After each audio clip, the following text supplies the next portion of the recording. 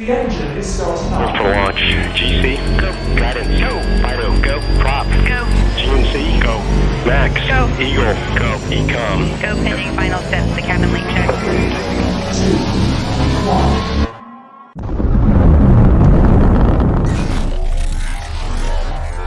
Is there anyone here that would like to communicate with us? Can you give us a sign?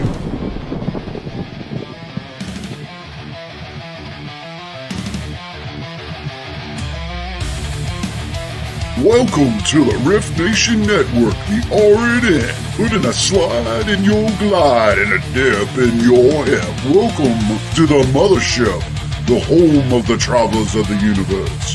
With shows throughout the week, you can find us at Instagram, Twitch, Facebook, YouTube, Spotify, and more. Everything you could want, everything you can need right here, right now. From the paranormal to the supernatural. From comedy to the spiritual. And now, your featured show. Shall we begin?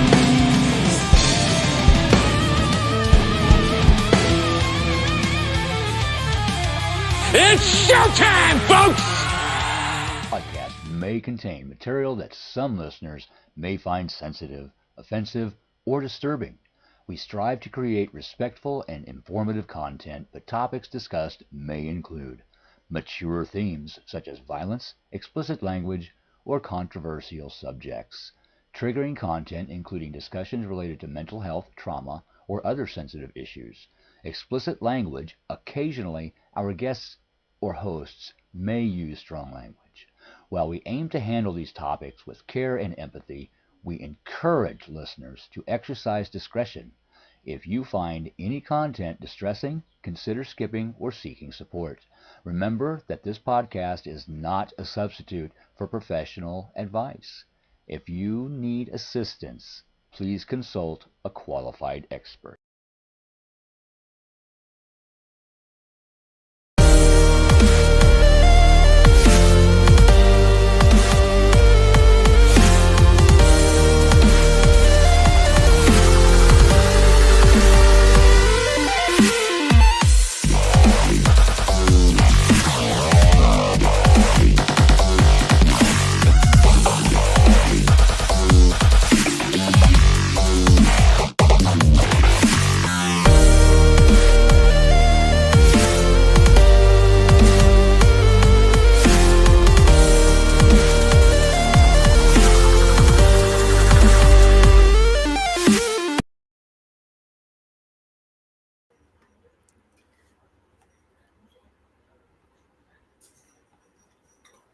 Hello and welcome in everybody.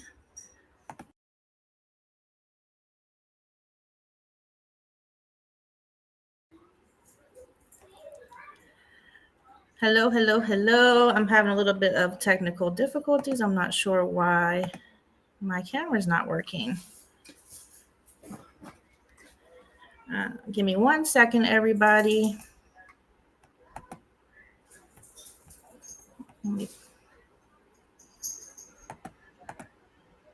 There we go.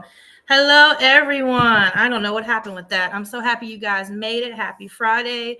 Welcome to Uncharted Realms. I apologize for that technical difficulty. I'm not sure what's going on with my camera, but I'm so happy. You see me? Okay, on my end, I couldn't see me. Hi, David. Hi, Dawn. Hi, Michelle, Susan, Amy. Thank you guys so much for being in. It's working? Okay. I don't know why on mine I just seen my initial.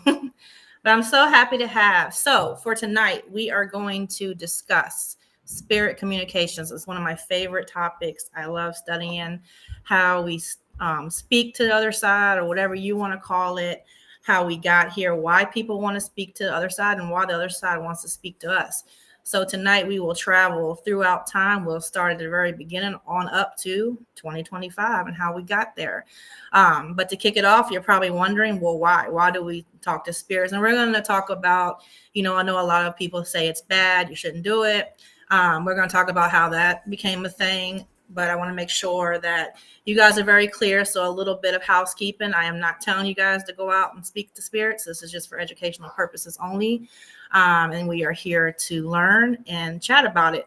So I want to kick it off with why. Why do we speak to spirits, or why would spirits want to speak to us? Hello, Robert. Party time. Yes, I'm so happy you're here, Robert. So for me personally, there's always two reasons why I feel like people want to communicate with spirits. Number one, when we think about it, what would you give to be able to speak to grandma, grandpa, husband, wife, brother, sister that have passed away? You know, all of us have lost somebody, or at least most of us have, and you would give anything just to say hello or know that they're at peace, or to hear them say your name, or memory, or some kind of evidence that they are still here in the afterlife. And then the second part for me personally is proving that there is an afterlife, right? Because I mean, we grow, and depending on your religion, you might believe you go to heaven or you reincarnate, or whatever the case may be. But at the end of the day, no one really knows unless you've passed away. So we rely on that to learn, and that's why you have all these people coming out there and trying this. So I want to take you guys back again. We're going to go all the way back to Mesopotamia period, through ancient Egypt, China, all the things, and then we will talk about modern day. And of course, I have all my little gadgets on how we speak to spirits, popping it, to show you guys at the end, on down to boards, pendulums. I have it all. So let's get this road started. And of course, if you guys have any questions or comments, I would love to hear them in the chat. But let's break it down. I do have pictures, of course, as always. So let me make sure that these are working real quick. All right, let's start with. All right. So when we go all the way back, is it going to pop up for me? When we go all the way back to Mesopotamia, and here's a picture right here. Some advice from the great beyond, secret knowledge from the other side. Maybe, yes, Robert, that's another great thing, secret knowledge, right? I mean, personally, I think it all boils down. Me personally is whenever I hear spirit communication through investigations, or if I see a medium, it's just nice to know that there's something past this life, right? Even though I truly believe there is, but there's still always that what if. I haven't lost anyone. Hello from Sherlock. Hello. Larry, haven't lost anyone. I love that. I love that perspective. All right, so let's break it down. So the earliest written is Mesopotamia. As far as what we can trace back, the world has been here forever. But yes, hi Howie, welcome in. So back then they had their own form of ghosts. They called them etamus, and they were spirit communications. That's how they communicated with them. They would try to, they did offerings, different things to get these spirits to come through to help them. They would give them divine messages and different things like that. It wasn't just, okay, let's talk to our loved ones. It's, okay, we need blessings from the gods, blessings from this, what are we doing? All that. Hello, welcome in. These were done through divination, through dreams, through rituals. They had their form of a priest, and they would come through. I have a picture of that too. They would come through, and they would be the ones to do the communicating. Like you had a person that could do it. Hello, I know where they are and how to find them. I love that. So here we go. This is an adaptation of a priest that would come, and he would do the divination and the rituals to speak to these spirits. And then, we would come on to learn, okay, this what we're doing today is good, or this is not good, or we're going to have a plague or whatever. So they believed that when you passed away, you went to the underworld. Because remember, this was before Christianity and all the other things. So there was an underworld for them. And if you were to leave the underworld and come back to visit, you would be something like a bad omen. You're giving them that. You're giving them a warning. You're giving them some kind of interpretation of what's to come. And that's how we get through that time. Now, that is Mesopotamia. But then when we go to ancient Egypt, if you see me pause, it's because I'm loading pictures. And so in ancient Egypt, they had these things called letters to the dead. And where is it at? Here it is. Here's a small depiction of one, because of course what we have is, usually pieces and things like that. So they would write these letters on the tombs and everything else to their dead to help them to come, to give them advice, to give them blessings, different things like that. And a lot of Egyptians did this, and that is how they spoke to spirits. Of course, they had an underworld as well, and you had to travel through certain things. And then you start to talk about, weighing your soul and different things like that for Egyptians. But this is an actual in a museum of what a letter to the dead looked like. They helped in solving disputes, different things like that. And this is ancient Egypt. And of course, you would have a temple and you would go in and you would talk to your deceased and your loved ones. Just pulling up some more pictures for you guys.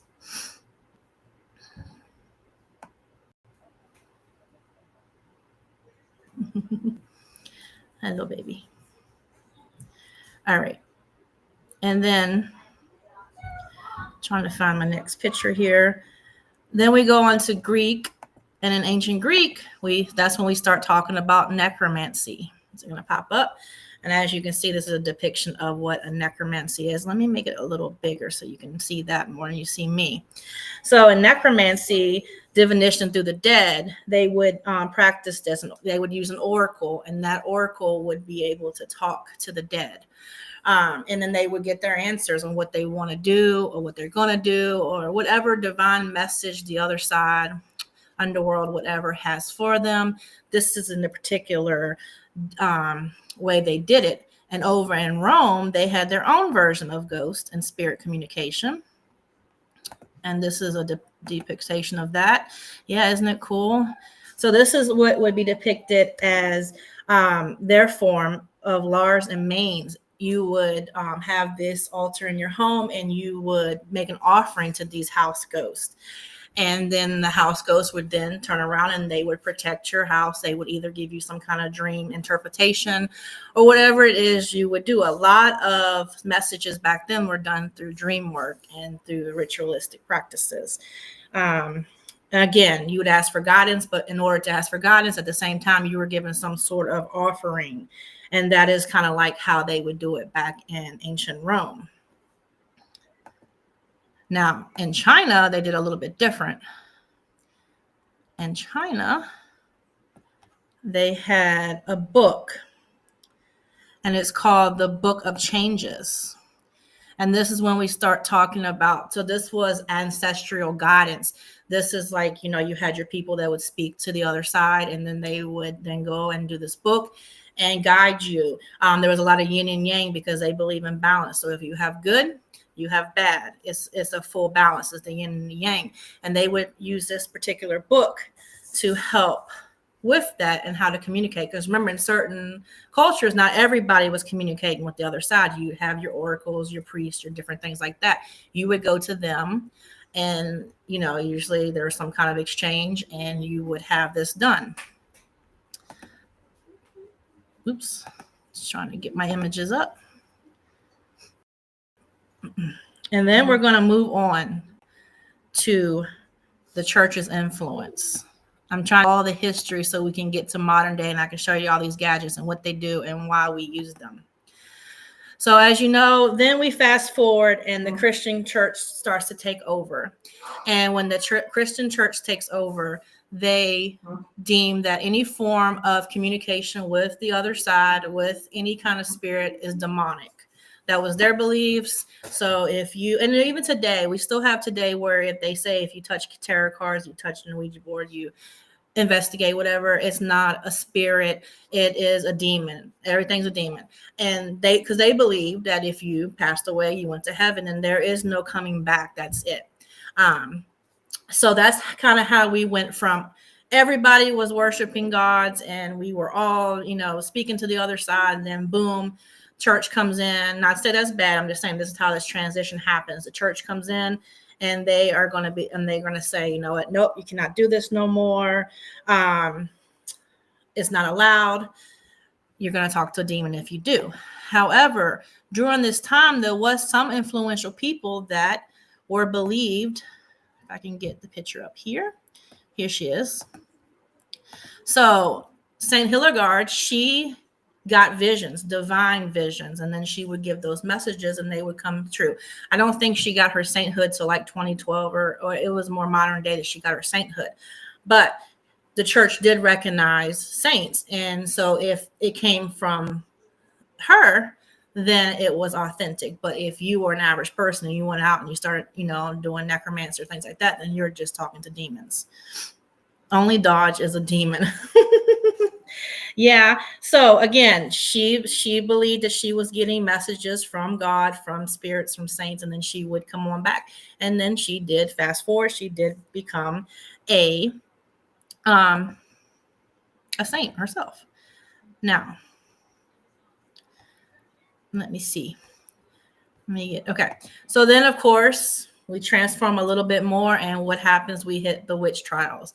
And as you know, anybody that was accused, all you had to do was be accused of a witch, and boom, you were taking all these tests. And if you didn't pass them, which they were almost impossible to pass, then you were deemed a witch, and then you were burned at the stake, things like that. And that is kind of how we got to where we're at, from that point on. So then we fast forward from the witch trials to the Renaissance. Hello, freaking awesome paranormal show. I'm so happy you're here. So then we have the Renaissance. And that's when we started talking about the Queen and how influential royals used mediums and different people like that to help them get answers. Because again, when you're faced with all these big answers, you want help. So let me and this is kind of how we start talking about tools and what we did with tools. Where is, okay, I don't have, oh yeah, there we are. So if we talk about the Renaissance and we talk about Queen Elizabeth I, then we have to bring up John Dee. He was the advisor to Queen Elizabeth. Okay. He advised her. She would go to him and say, hey, this is, hi, Glenda. Hello. She would go to him and his partner, and she'd say, I need help and guidance with this from the other side. They would then do their thing. Hi, baby. They would do their thing, and they would give her messages from the other side, and that's how it worked. But what's cool about these guys is they ended up creating a language that they said was that way they would use to talk to angels. And let me just pull up a little bit of an alphabet of that. I try to always come with plenty of pictures for you guys. Now, I had to really write down, I call it Enochian, but it's like Enochian. It's obviously the word is right there. I always butcher it, but this is the alphabet. So they got together, they created this, and then they would use this to decipher messages from angels.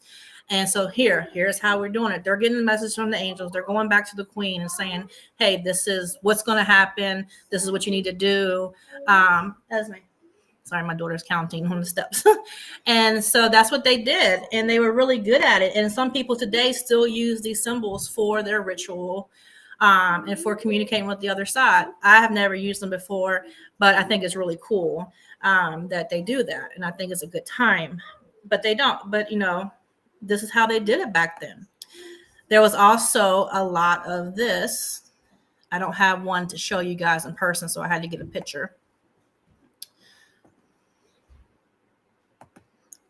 Hello. Yes. Dee and Kelly. Yes. So is it going to pop up? They did a lot of mirror scrying. So this is a depiction because I don't have a scrying mirror with me. But as you can see, what you would do is you would stare into the mirror, do your ritual, and then you would either see or get some kind of message in the mirror, or you might see something in the mirror or someone. Also, the same thing with candles. You can take the light from the candle and scry into the light. These are forms of communication. Some people use regular mirrors. Some people paint the mirrors black. It just depends on personal preference. I have, and it was awesome. You've used that language. I think it's so cool, but I've never used it because I feel like, when you start butchering words, it's really hard. I was reading a book the other day, an old ritual book that they say is not real, but they say it is. I'm not going to say the name because I don't want to, cause that. But I was reading it and I was like, I can never do these rituals because I don't, I can't say the words right. So I don't know what I'd be saying. But so mirror scrying, this was really big back then, and there's a lot of ancient mirrors that some museums have that they were used. And And at first it was used on silver because silver, of course, will reflect your image and you scry into it. Now, of course, you got to be careful because certain things like this can become obsessive. So if you're sitting there for hours upon hours scrying, hoping, it can become obsessive and it can cause something else. Very intense. Woohoo, Black Mirror. Yeah. Again, a lot of people will make their mirrors black. They say it's more for protection purposes, and it, I guess, is a better connection. But some people will just use a regular mirror and they cleanse it and they do their however they're open and saying for protection, or their every culture is different. And you're going to see something, hear something, know something. Everybody has different clairs, and that is how we do it. So that is really, really cool. So we've gone from Mesopotamia. We went through ancient Egypt, Rome. We did China, on over to Queen Elizabeth. Oh, Lord. Let's say Queen Elizabeth. On over to the Queen. And now and then the witch trials. And now we're going to hit the big spiritual boom of the 1800s. Or what I like to call the golden age of ghosts, because that's when it really kicked off. Now, people are probably wondering why in the 1800s, all of a sudden, there's this big spiritual movement. Right? Well, let's be honest. In that time frame, what's going on? There's a lot of war. There's a lot of disease. What do we have? The flu, the Spanish flu, I think was around that time. The plague. All these young people were passing away from these illnesses that we can treat today, tuberculosis, things like that, and they were dying young. So when you start having your children and everyone you love dying, and then you start to hear, well, there's a possible way you can talk to them, that does something to somebody, and you're going to run to do it. So it kicked off a lot. And then, unfortunately, some people decided, hey, we can make money off of this. I'm not saying that, you shouldn't pay a medium, but yes, they need to, you have to pay your medium.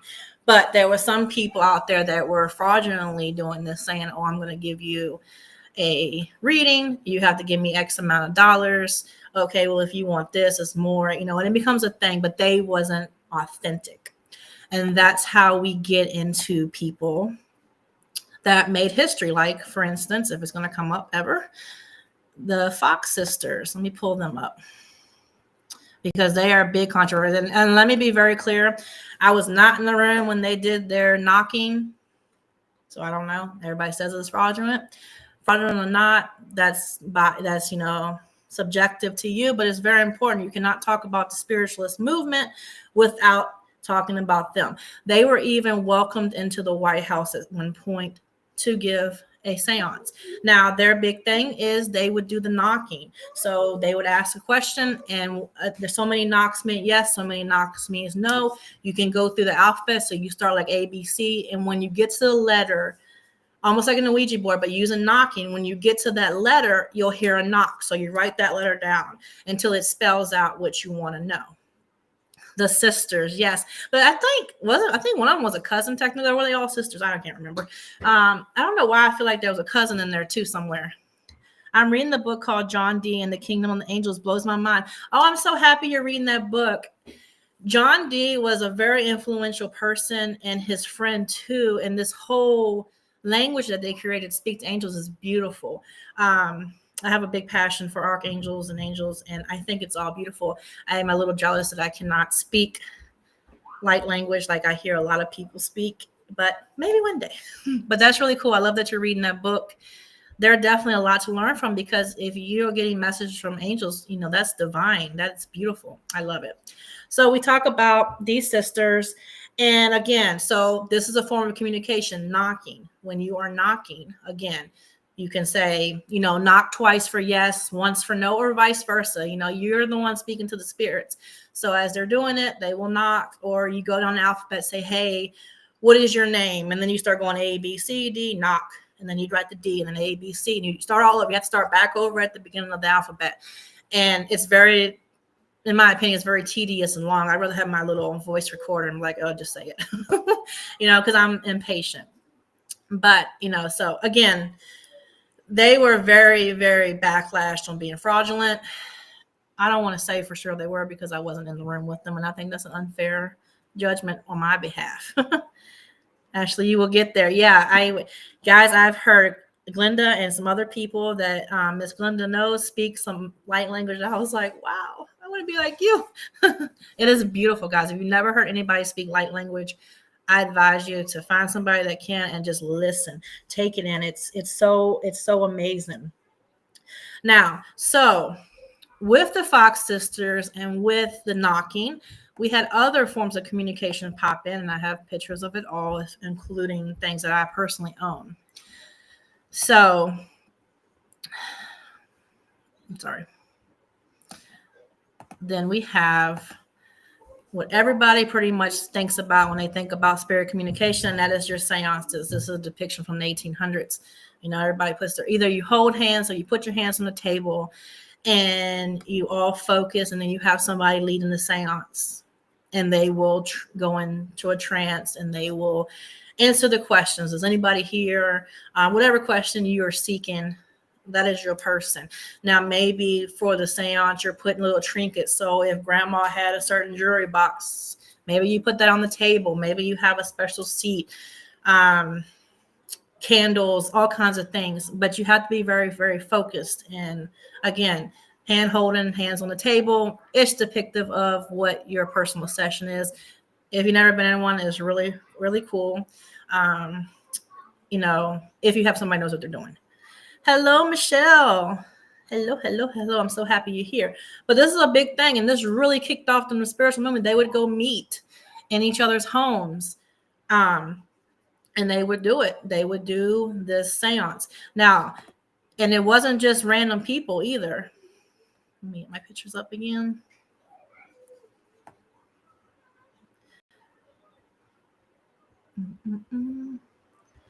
Where is... Okay, here we go. One of the most famous cases, or one of a big famous case, was right in the White House, is Abraham Lincoln and Miss Mary. Miss Mary is his wife. Miss Mary was really big into seances in the White House because, unfortunately, as you can see, they had 4 sons. One passed away very young. I think he was 4, maybe. I might be a little off, of tuberculosis. And again, going back to my very first statement, one of the biggest reasons we seek out spirit communication is because what would you give to be able to speak to somebody that has passed away that you love? So she was determined that if spirit communication is in fact real, she wanted to speak to her son. So they would hold seances in the Red Room of the White House. Now, they're not the only ones that did it, but they are some of the most famous cases that did do this. And of course, as we know, seances still take their turns today. Many people do them all the time. You know, it's not so quiet. Back then, you met in a little quiet room that's in the dark with some candles lit. You didn't tell anybody. It was very hush hush. Now it's just like, boom, it's all over the place. You know, come on over, let's do this. So we've talked about mirror scrying. Now we're talking about seances. And I want to talk about one more thing, and then I'm going to bring up another influential person at this particular point in time before we talk about all the other different forms of communication. Another big one that a lot of people enjoy is table tipping. Many people enjoy table tipping because this is not supposed to happen. Like if you put 2 little fingers on the table and you're not bearing down and you start asking questions and all of a sudden that table tips, that's pretty cool. You will probably like, your heart's going to stop for a second because you don't expect it. And it's a really cool phenomenon that happens if you are with a group that knows how to do it properly, and the spirit is ready and willing to do it. It is a good time. Again, I'm not condoning you guys go out and start table tipping or seancing. We're all adults. We all make our own personal choices. Please do your research and learn how to protect yourself before you do any of this stuff. But table tipping was a really cool thing that they would do. Of course, with everyone that did it correctly, there were some fraudulent people that faked it. There's ways to fake things, just like there was real occurrences of it happening. Table tipping is a lot of fun. Yes, I think it's so cool. I think it's so cool. I think anything that moves with a spirit is cool, to be fair. Now, before we get a little more modern day, I want to talk about a couple of influential people, especially when it came to like the Fox sisters and the spiritualist movement. My eyeball doesn't itch out. Okay. Where is... Okay. We have to talk about Sir Arthur. If you don't know who Sir Arthur is, Conan, he is Sherlock Holmes. He's the writer. He did Sherlock Holmes. He was very influential during the spiritual movement because he believed that it was real. He was very passionate because he had lost someone and he wanted to communicate. So he would go out and he would attend these seances. And this is where it kind of goes night and day because he was very, very for it. He believed it, very for it. Now, his friend, who was another very well-known person, was not so much for. At first, he was for it, but then he quickly changed his tune. And he is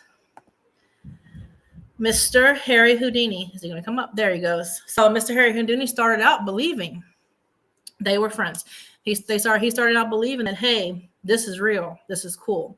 But then he started, unfortunately, people that were fraudulent, he came across, and then he would go in disguise to certain seances and different things like that to watch and see how they did it.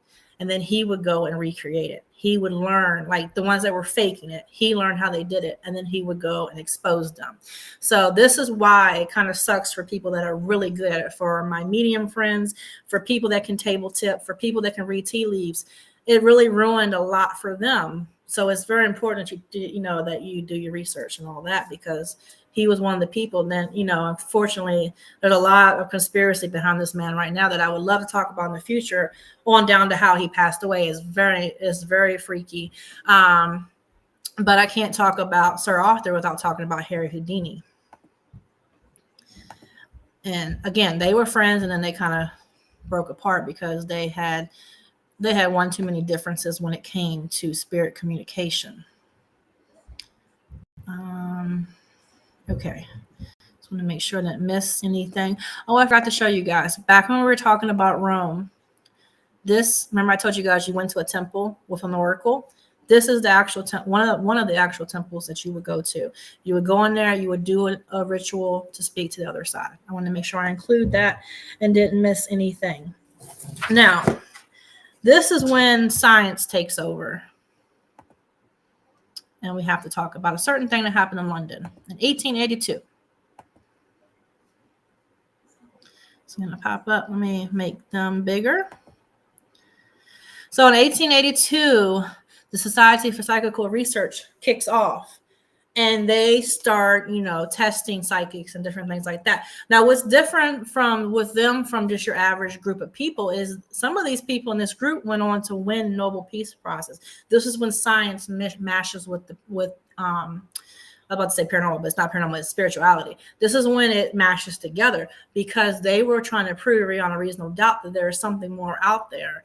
So they would use all these different methods of testing, how they do what they do, how mediums do their thing, how psychics do their thing, on. And so these guys right here kicked it off, and it moved on from there. And again, a lot of people went on to win Nobel Peace Prizes.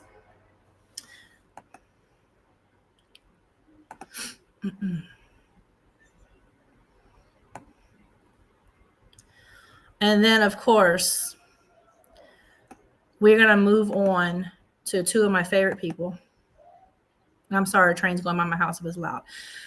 So right here we have Thomas Edison and Nikola Tesla.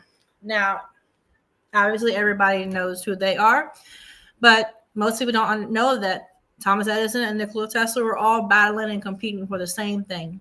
They believed that there was a possibility to speak to the other side, and they were trying to figure out who was going to get to it first.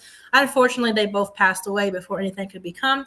But Mr. Thomas Edison, he apparently allegedly created a spirit phone. Nikola Tesla created a crystal radio. Nikola Tesla was all about frequencies. And if you think about that, every single thing has a frequency. Humans, items, whatever. Everything has a frequency. And when we think about frequency, no matter how we think about it, is, think about it. So you have frequencies for meditation. You have frequencies for torture. I mean, we know that certain groups of people will use certain frequencies to torture others. It is proven fact.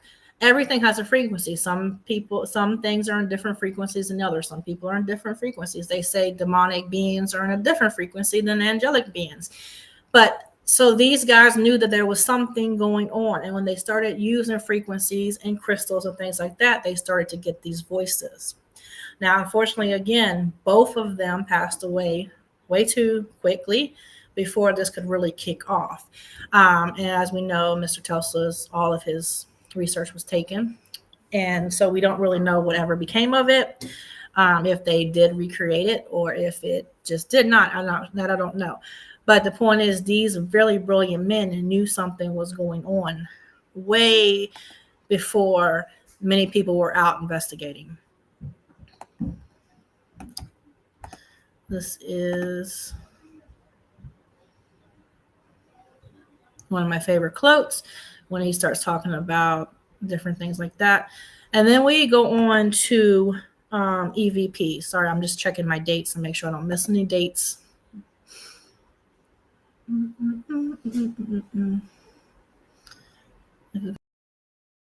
up. I think I'm having pictures. All right. Well, while I wait for that to pop up, oh, there we go. It is now known that Edison took most of his patents and stole them from Tesla. Most are what we know in the world today, such as communication. Yeah, I agree. Hi, RJ. Sorry, my thing is freezing. I agree, Howie. I completely agree. But, what can we do? I think that Tesla, I don't know. I don't want to talk about that. We can talk about Tesla on a different, because there's a lot to unpack there, and I have a lot of theories on that I want to say. But, unfortunately, there's a reason why all of his stuff was all of a sudden taken by the government. I don't care what anybody says. Sorry, I missed something. There's more to frequency than we realize. Yes, let me just throw some of these up here real quick. Absolutely. I love frequency music when I am meditating, when I am going to bed. There's a frequency for everything, guys. I would suggest you look it up and figure out which works for you, because again, some people cannot handle certain tones on certain hertz. Some people can. They say that a lot of our cryptids are on a different frequency, and then they kind of mesh over. So interdimensionally, frequency and kind of all blurs, right? Melanie. Oh, sorry, Melanie. Hello, Melanie. You have to change that picture because you confuse me every time. All right. Now that my pictures are working again.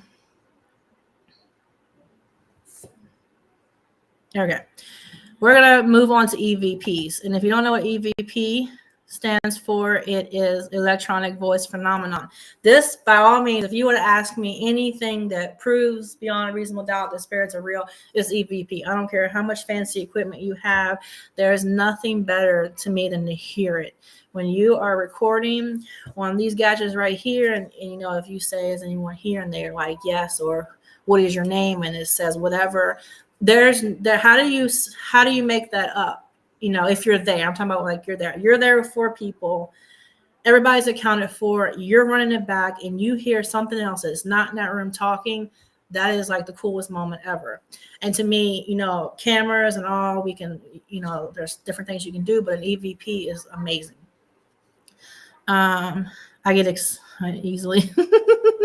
I do too, especially in paranormal, guys. I'd be like a little kid in a candy store. Like anything moves, I'm like, there we go. So we got to talk about this guy, because he is who pretty much coined EVP. He did not make up the phenomenon, but he really was one of the ones that we can thank for it. Mr. Frederick Jurgensen, 1950, if I'm right. Yeah, 1950. He was a Swedish film producer. He was doing his thing. He was not meant to be doing any kind of recording of spirits, but he was doing his thing, doing his recording. And he started playing it back, because you play it back to see your work. And he started to think, okay, that person was not there. What is this voice? What is that? He went on to keep doing this, and it ended up being, I think, over 100,000 instances of voices through his work. He was very well known for it. I do. If you can't think about that, guys, when we investigate, or when I investigate, whoever is investigating, and you're sitting there and you're just sitting there waiting, and all of a sudden something moves, I'm saying, oh my God, here we go. Let's do this. I'm like jumping up and down. It's like Christmas. Yeah, I love it. He claimed, of course, he heard the dead on the radio, on his radio. And I mean, give or take if you believe or not, but over 100,000 occurrences occurred from this gentleman. Now, how do we get EVP? Obviously, let me see. Where's my other little doohickey at? All right. So I have a lot of people that will come to me now because I do a lot of stuff on TikTok, and they'll say, Ashley, what is one piece of equipment? I'm very new. What should I get? I always start with the basics. If you're just starting out, you don't even know if you like investigating, just take your phone. So we have a phone, we have a voice recorder, and we have a spirit box. This one actually says EVP research device on it. So pretty much what we do is you hit record and you start with your questions, whatever it be. Is anybody here? Is this the church that you attended? Did you live here? How many of you are there? And of course, in between your questions, you want to make sure you give them at least 15 and 20 seconds, because if you just pop off every question, you're never going to get an answer because you're talking too much. The reason I say use your phone is because, number one, equipment costs a lot of money. And if you've never been, you don't know if you're going to like it. Your phone is a voice recorder. Your phone is a camera. Your phone is a flashlight. It does it all. Of course, you're going to need some battery packs because best and believe they're going to suck it dry when they pull that battery life. But it does that. So when you run it back and you hear that EVP, there's different classes. They say there's class A, class B, class C. Class A, of course, is clear. You hear it clear. There is no, debating on what that word is. Yes, no, whoever. Then you class B, and that's a little bit muffled, but you still can make it out. And then, of course, class C sounds like somebody's in the water gurgling around, and you have no idea what it says. This spirit box does the same thing. You ask questions, it will record and it will scan it back. And we'll talk about what else this is used for in a second. So that is one form of communication. And again, we have to thank this guy right here for that. And my thing is frozen again. I'm hoping next week my internet. Just want to make sure I'm not missing anybody. Okay. I want to show this one, of course. I don't have an SLS camera, but to be fair, I don't even know if we would really say this is spirit communication, but this just shows what spirits do. So SLS camera will show something dancing over in the corner, give or take. Okay.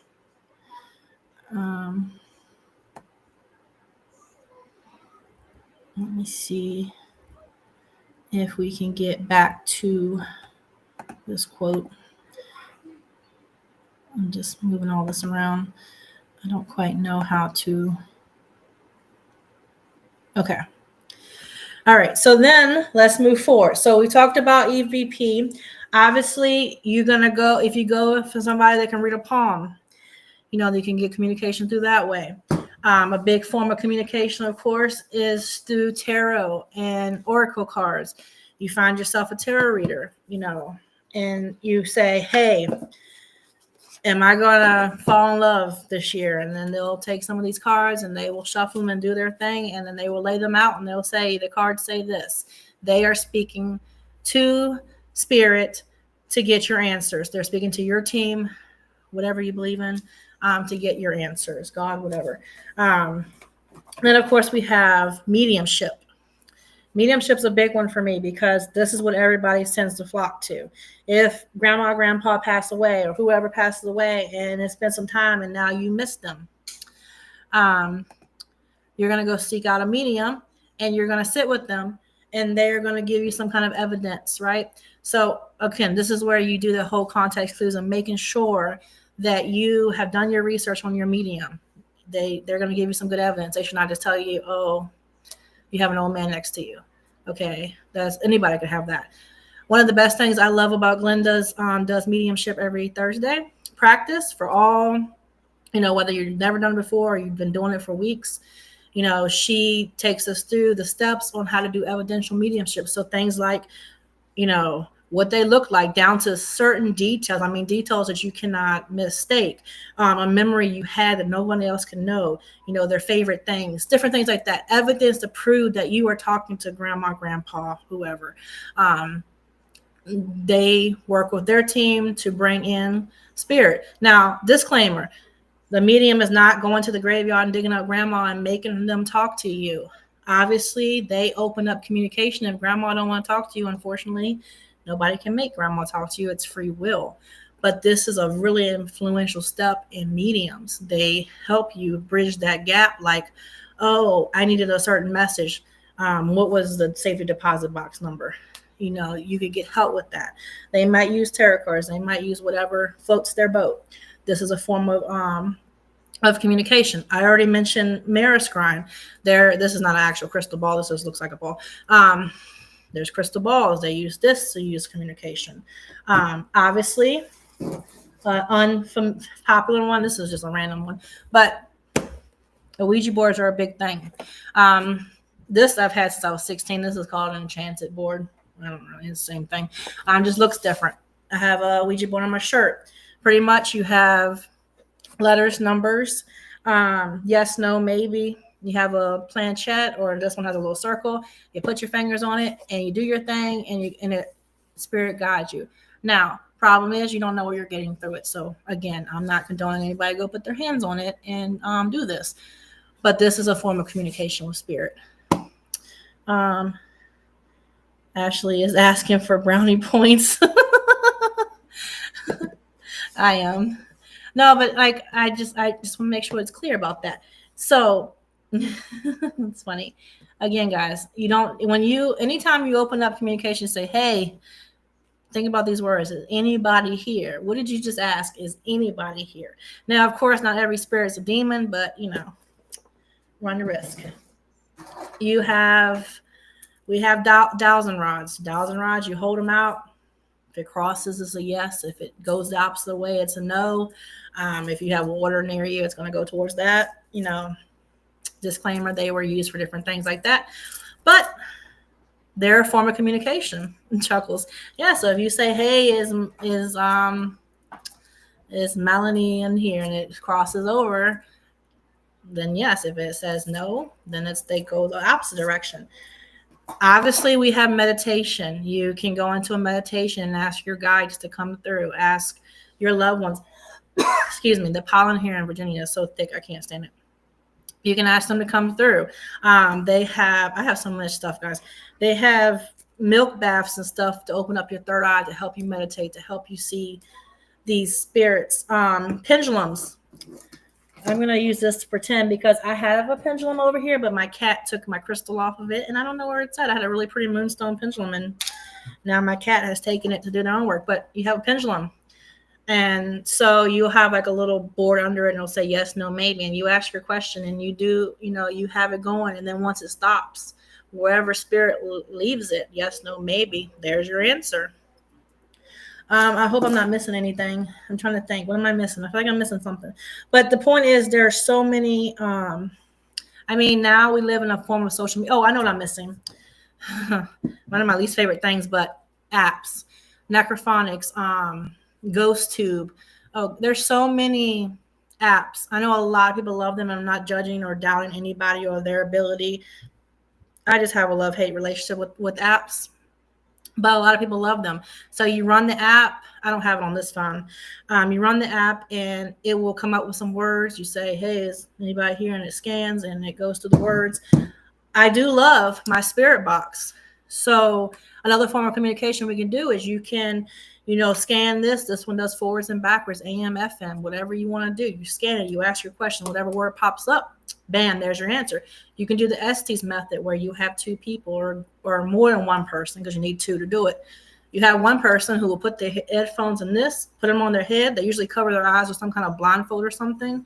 The point is to get all your senses. You can't see anybody in the room. You cannot hear anything other than the spirit box. Okay, baby. You can't hear nothing but the spirit box. And the people on the outside are asking questions, but you don't know what they're asking. You're just waiting for an answer. And as soon as the answer comes through, you say it out loud. So the people in the room, like, they say, hey, is your name Jack? And you hear the word yes, but you don't know they asked that. And you're going to blur out Jack. You're going to blur out yes, they got their answer. It's a really cool thing. I love seeing it. But so over time, we went from, scrolls and writings on tombs to having these fancy little gadgets to where we can do these kind of things with spirits. Obviously, again, make sure before you attempt to speak to anything, you learn protection, prayer, whatever your personal religion is. Make sure you are doing that. Find you somebody reputable to help and guide you. Join a mediumship circle like what Glenda has on Thursdays, and have somebody that's done it for many, many years, who is well respected in the field, teach you how to do it properly. Whatever the case may be, there's so many ways that we can communicate with the other side. Dream work, I talked about that earlier. Many people get messages in their dreams. The honest truth is, you get messages all day long from your team. I'm not all day long, but you'll get multiple messages during the day. But the problem is, we wake up, and as a society, we are go, go, go, go, go. So you wake up, you drink your coffee, you eat your breakfast, and you're out the door. So if your guides or grandma, grandpa is telling you something in your ear, you ain't listening because you are too busy doing this. We're always doing this, we're not paying attention. But then fast forward at night, what are you doing? You getting into the bed, you cut off all the lights, or unless you sleep with lights on, whatever. Anyway, you're in the bed and you've shut off all the outside elements. So you are focused, you're vulnerable, you're open. They are finally I can take my moment and speak to this knucklehead. And you'll get messages. So pay attention. One of the things that my mentor has beat into us is to keep a dream journal. Write it down. Every dream. If you see a pig fly in your dream, write it down. If you just see the color purple all night, write it down. You will be surprised, because I wish that spirit would just give you the straight answer. I wish they'd say, go do this at this time. This is going to happen. Life would be so much easier. But no, they give you like 50 puzzle pieces, and you got to sit there and with your Elmer's glue and try to stick them together. And it's very annoying. But it's true. So keep that dream journal. Ask your guides or your angels or God or whoever you believe in, the tree out back, I don't care. Ask them for guidance. Ask, you miss your mom? Tell your mom you miss her. You miss whoever, tell them you miss them, that you would love to see them maybe in the dream world or whatever. You would love a what is it called? Something to let you know that they're there. Pay attention to the small little things, like you smell perfume that only your mom wore.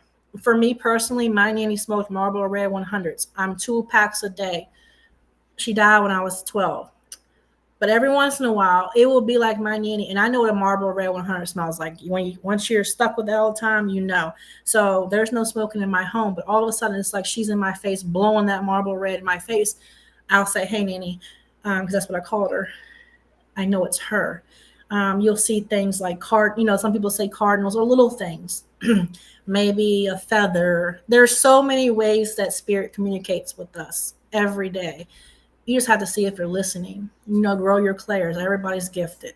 Figure out what your stronger clair is. Work on that. So that is pretty much the gist of spirit communication. I hope this has been good. Again, remember, pay attention to the small things. The small things add up quickly. You'd be surprised. I mean, we look at all the cases of people that have seen loved ones. When somebody's actively passing away, usually their loved one comes back to get them. When my mom a year ago was on hospice and she was passing away, her brother was there the whole time. That's all she talked about was Larry in the room. That's all she screamed for. I was her mother. Even I'm her daughter. When she saw me before she passed away, she was like, "You're my mom." Cool. I'll be your mom today. Whatever. But you start to see they communicate and they start to say things, and it's a cycle. Kids are some of our best assets when it comes to spirits. They will tell you if your child says, "Hey, I've seen such and such and such in my room," or "There's somebody over there." Pay attention to what they're saying. They are seeing something because they haven't been told it's not true. Then what happens is, oh no, you're making it up. It's an imaginary friend. They shut down, and then they end up adults that don't know how to do it. So these are little moments that we can learn from, and things like that. I personally, favorite form of communication was always going to be an EVP or my dream. I love getting messages in my dreams. I usually have to, I don't know, to get help.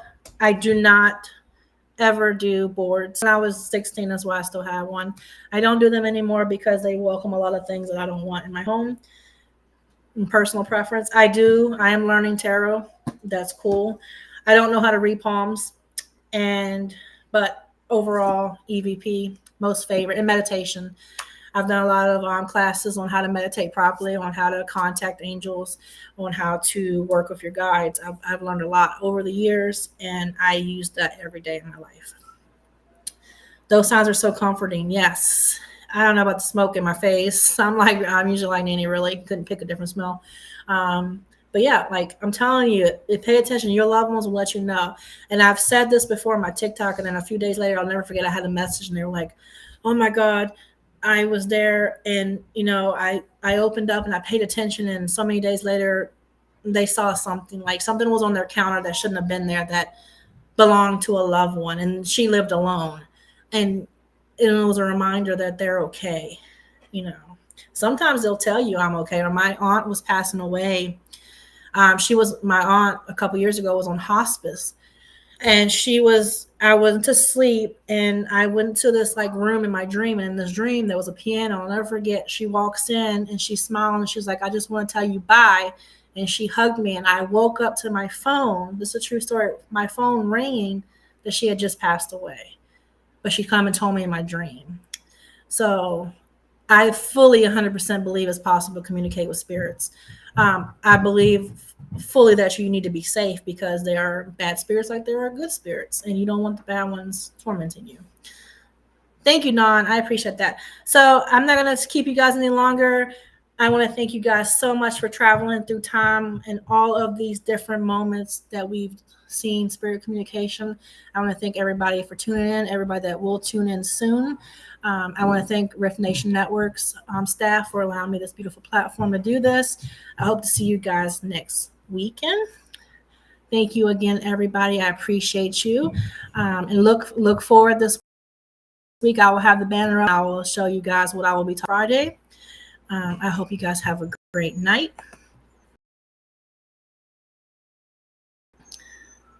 And I will see you next. If my computer will not freeze no more. Okay. Thank you guys again. I appreciate you. Okay.